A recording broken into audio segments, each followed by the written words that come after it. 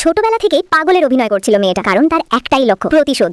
মা মারা যাওয়ার পর বাবা তাকে বাড়ি থেকে বের করে দেয়, শুধু নানি তাকে আগলে রাখে। হঠাৎ একদিন সৎ মা আসে, মেয়েটাকে জোর করে বিয়ে দিতে চায় এক অচেতন ধনী উত্তরাধিকারীর সাথে। নানিকে হুমকি, মেয়ের কান মুছলে টেনে নিয়ে যাওয়া, সবই যেন আগে থেকে পরিকল্পিত। কিন্তু তারা জানতো না এই পাগলি মেয়েটা বহু বছর ধরে নিজের প্রতিশোধের প্ল্যান বানাচ্ছে।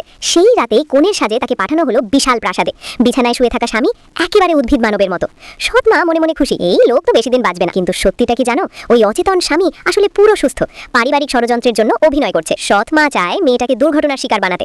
বাথরুমে মাথা চেপে ধরে পানির নিচে, কিন্তু উল্টো সেই আঘাত পায়, মাথা ফেটে রক্ত। আর মেয়েটি বাইরে বোকা, ভেতরে হাসছে। সৎ মা নিজের রক্ত তার গায়ে মেখে চিৎকার করে, ছোট বউ পড়ে গেছে। ঠিক তখনই বিছানায় শুয়ে থাকা স্বামীর চোখ খুলে যায়। রাতে বৃদ্ধ কর্তা ঘর ছাড়তেই স্বামী উঠে বসে। মেয়েটা ভান করে বলে, আমায় জড়িয়ে ধরো। স্বামী বুঝতে পারে এই মেয়ে মোটেও বোকা নয়। সে পরীক্ষা নিতে বাথরুমে নিয়ে যায়, কিন্তু উল্টো সেই অস্বস্তিতে পড়ে যায়। পরদিন সকালে মেয়েটা স্বামীর বুকের ওপর ভর দিয়ে বলে স্বামী। লোকটা চমকে ওঠে, রাগে তাকে বিছানায় চেপে ধরে। ঠিক তখনই দরজা ভেঙে ঢুকে পড়ে ষড়যন্ত্রকারী ছোট ভাই।